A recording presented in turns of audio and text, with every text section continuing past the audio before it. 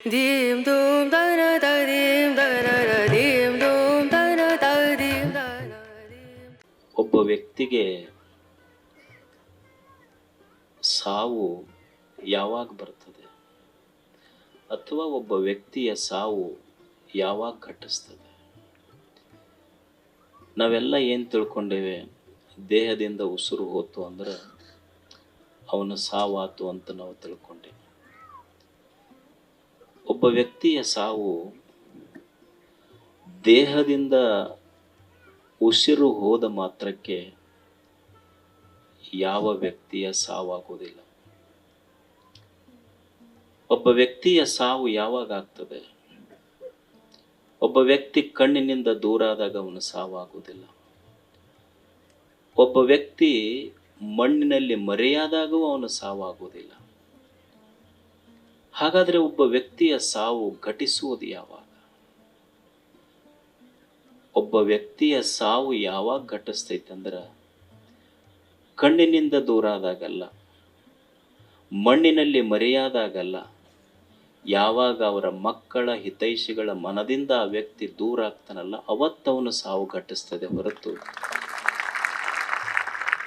ಕಣ್ಣಿನಿಂದ ದೂರಾಗಿ ಮಣ್ಣಿನಲ್ಲಿ ಮರೆಯಾದಾಗಲ್ಲ.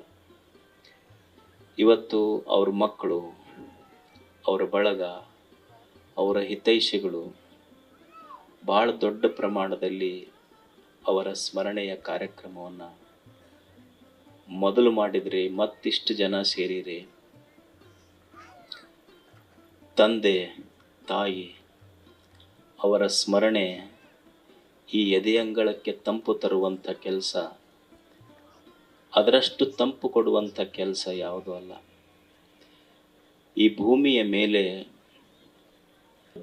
ಮೇಲಿರುವ ಎರಡು ಅತ್ಯಂತ ಪವಿತ್ರ ಕ್ಷೇತ್ರಗಳು ಯಾವುದಾದ್ರೂ ಇದ್ರೆ ಅದರ ನಮ್ಮೆಲ್ಲರ ಹೆತ್ತ ತಾಯಿಯ ಮಡಿಲು, ಜನ್ಮ ಕೊಟ್ಟ ಅಪ್ಪನ ಹೆಗಲು.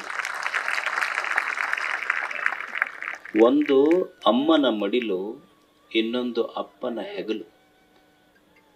ಯಾಕೆ ಅಮ್ಮನ ಮಡಿಲು ಅಷ್ಟು ಪವಿತ್ರ ಆತು ಅಂದ್ರೆ, ನಮಗೆಲ್ಲ ತಾಯಿ ಸಣ್ಣವರಿದ್ದಾಗ ಹಾಲು ಉಣಿಸ್ತಾಳೆ. ಒಂದು ಸಣ್ಣ ಕೋಣೆ ಇರ್ತದೆ, ಆ ಕೋಣೆಯೊಳಗೆ ಯಾರೂ ಇರುವುದಿಲ್ಲ. ತಾನೊಬ್ಬಕ್ಕಿನ ತನ್ನ ಮಗುವಿಗೆ ತೊಡಿ ಮೇಲೆ ಹಾಕೊಂಡು ಹಾಲು ಕುಡಿಸ್ತಿರ್ತಾಳೆ ತಾಯಿ. ಯಾರೂ ಇಲ್ಲದಾಗೂ ಸಹಿತನೂ ತನ್ನ ಸೆರಗು ಹೊಚ್ಚಿ ತನ್ನ ಮಗುವಿಗೆ ಹಾಲು ಕೊಡ್ತಿರ್ತಾಳೆ. ಯಾಕಂದ್ರೆ ನನ್ನ ದೃಷ್ಟಿನೂ ಸಹಿತ ನನ್ನ ಮಗುವಿಗೆ ಆಗಬಾರದನ್ನುವ ಕನಿಕರ ತನ್ನ ಮಗನ ಮೇಲೆ ತಾಯಿ. ತಂದೆ ಓದಿಲ್ಲ, ಅಕ್ಷರ ಕಲ್ತಿಲ್ಲ, ಹಳ್ಳಿಯ ರೈತ.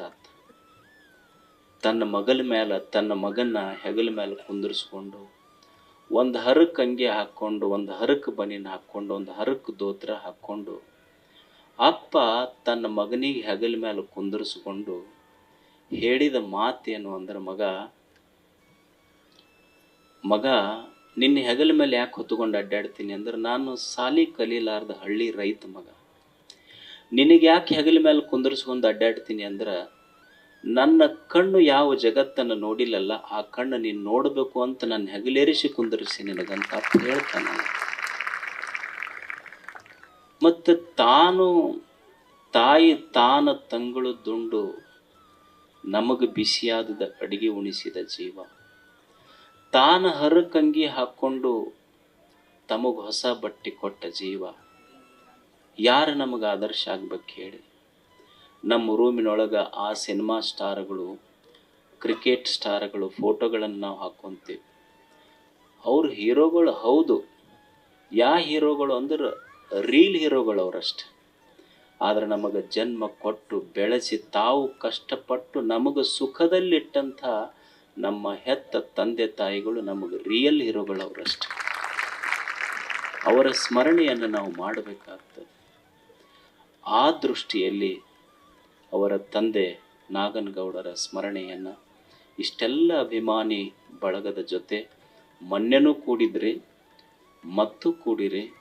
ಇದು ಏನು ತೋರಿಸಿಕೊಡ್ತದಂದರೆ, ಇದನ್ನೆಲ್ಲ ನೀವು ಅವರ ಮೇಲೆ ಇಟ್ಟಿರುವ ಅಭಿಮಾನ ಇದು ತೋರಿಸಿಕೊಡ್ತದೆ. ಆ ಮನೆತನದ ಮೇಲೆ ಇಟ್ಟಿರುವ ಅಭಿಮಾನ ತೋರಿಸಿಕೊಡ್ತದೆ.